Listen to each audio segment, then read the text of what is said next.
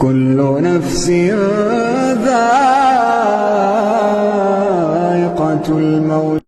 Ketika kita melihat hadis-hadis Nabi Muhammad SAW dan sebelumnya ayat-ayat Al-Quran, maka kita melihat bahwa ketika kita beragama, ketika kita memahami Quran dan Sunnah, wajib bagi kita untuk mengikuti pemahaman generasi terdahulu, generasi sahabat, generasi tabi'in, generasi tabi'in. Wajib bagi kita untuk memahami Quran dan Sunnah sesuai dengan pemahaman mereka. Wa may yushaqiqir rasula min ba'di ma tabayyana lahul huda wa yattabi' ghayra sabilil mu'minin nuwallihi ma tawalla wa nuslihi jahannam wa sa'at masir. Wa may yushaqiqir rasul, barang siapa yang menyelisihi Rasul, melawan Rasulullah sallallahu alaihi wasallam. Sudah dipahami, sudah dijelaskan bahwa ini adalah sunnah Nabi Muhammad sallallahu alaihi wasallam, sudah ditunjukkan hadisnya. Akan tetapi dia memilih untuk menyelisihinya ala ilmin, padahal dia sudah mengetahui bahwa itu hadisnya ada. Tetapi dia menyelisihi karena hawa nafsunya, karena kebiasaannya, karena lingkungannya, karena takut dibicarakan oleh orang-orang tetangga-tetangganya, sehingga dia tidak memilih untuk mengikuti hadis tersebut. Maka Allah Subhanahu wa taala telah mengancam orang ini, wa may yushaqiqir rasul min ba'di ma tabayyana lahul huda. Barang siapa yang menyelisihi Rasulullah sallallahu alaihi wasallam setelah petunjuk telah jelas kepada dia, ilmu telah sampai kepada dia, wa yattabi' ghayra sabilil mu'minin, dan mengikuti jalan selain jalannya kaum mukminin. Kaum mukminin yang paling tinggi imannya, kita sepakat semua adalah para sahabat. Maka ketika dia membaca ayat tersebut, wa yattabi' ghayra sabilil mu'minin, mengikuti jalan selain jalannya kaum mukminin, maka tafsir yang paling utama, orang yang paling utama untuk dimaksudkan oleh Allah Subhanahu wa taala dalam ayat tersebut adalah para sahabat. Sehingga ketika walaupun kaum muslimin di zaman ini yang Nabi Muhammad SAW telah kabarkan bahwa akan ada perbedaan yang banyak di dalam umat, orang-orang Yahudi berselisih, terpecah menjadi 71 bagian, 71 kelompok. Orang Nasrani terpecah menjadi 72 kelompok. Kaum muslimin akan terpecah menjadi 73 kelompok. Itu hadis Nabi Muhammad SAW. Dan itu telah kita lihat di zaman ini.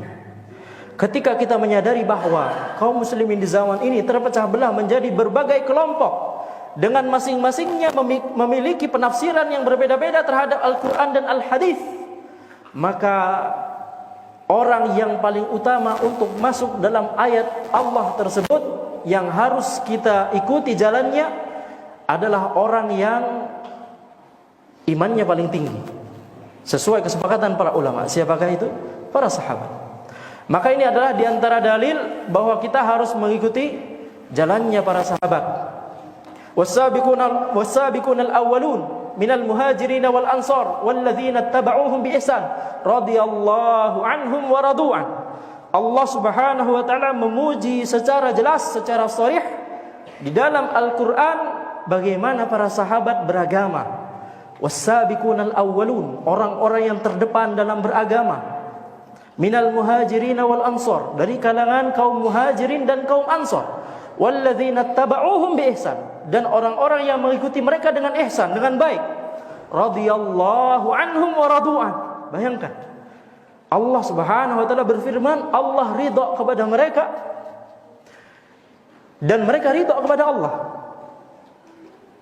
Ini jaminan yang sangat agung. Ini adalah pujian yang sangat besar. Ya, kalau kita sadari, kalau seandainya nama kita disebutkan di Al-Quran atau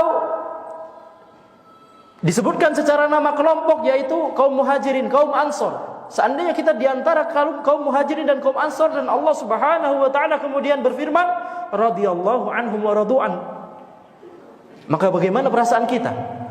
Ini adalah tazkiyah, ini adalah pujian langsung dari Allah Subhanahu wa ta'ala kepada para sahabat dan kepada walladzina tabauhum bi ihsan, kepada orang-orang yang mengikuti mereka dari kalangan tabi'in dan tabi'in. Maka ketika sudah ada jaminan langsung dari Allah Subhanahu wa taala bahwa Allah ridha kepada mereka, ridha kepada cara beragama mereka, maka kita wajib untuk mengikuti mereka. Qul hadhihi sabili ad'u ila Allah ala basiratin ana wa man ittaba'ani. Katakanlah wahai Muhammad, hadhihi sabili, inilah jalanku. Yaitu jalannya Nabi Muhammad sallallahu alaihi wasallam, wa man ittaba'ani, yaitu jalannya Nabi dan jalan orang-orang yang mengikuti Nabi Muhammad sallallahu alaihi wasallam. Dan yang paling utama untuk masuk dalam ayat tersebut adalah para sahabat. Maka ketika kita melihat Nabi Muhammad sallallahu alaihi wasallam bersabda, "Fa innahu may ya'ish minkum fa sayara ikhtilafan katsira, fa 'alaikum bi sunnati wa sunnatil khulafa'ir rasyidin al-mahdiyyin, 'addu 'alaiha bin nawajidh." Sesungguhnya orang yang hidup setelahku akan melihat perselisihan yang sangat banyak. Fa 'alaikum bi sunnati, maka wajib bagi kalian untuk mengikuti sunnahku dan sunnah para khulafa'ir rasyidin. Sunnah Nabi maksudnya adalah tuntunan Nabi. Sunnah Nabi maksudnya adalah ajaran yang diajarkan oleh Nabi. Kata sunnah di sini berbeda dengan istilah sunnah dalam ilmu fikih. Ada wajib, ada sunnah, ada mubah, ada makruh, ada haram. Maka kata sunnah di sini berbeda dengan istilah sunnah yang itu. Kalau sunnah yang itu kalau ditinggalkan tidak berdosa, kalau dikerjakan berpahala. Akan tetapi sunnah Nabi yang kita maksud dalam kalimat wajib mengikuti Al-Quran dan As-Sunnah, maksudnya adalah seluruh tuntunan Nabi Muhammad SAW. Itu mengapa Nabi Muhammad SAW berkata, "Fa'alaikum bisunnati", wajib bagi kalian untuk mengikuti sunnahku. Kalau sunnah kok wajib? Jawabannya adalah karena makna sunnah di situ bukan istilah sunnah yang ada di fikih. Ya, karena kalau tidak, hadis Nabi Muhammad SAW nanti kontradiksi, dan itu tidak mungkin. Pemahaman kita yang kontradiksi. Maka ini adalah kaidah umum yang wajib bagi kita untuk mempelajarinya secara terperinci. Maka kewajiban untuk mengikuti pemahaman generasi terdahulu dalam beragama itu di dalam semua aspek agama. Dalam aspek akidah, dalam aspek fikih, dalam aspek amalan ibadah, dalam aspek adab dan akhlak, semuanya harus mengikuti pemahaman generasi terdahulu, para sahabat, tabi'in dan tabi'in.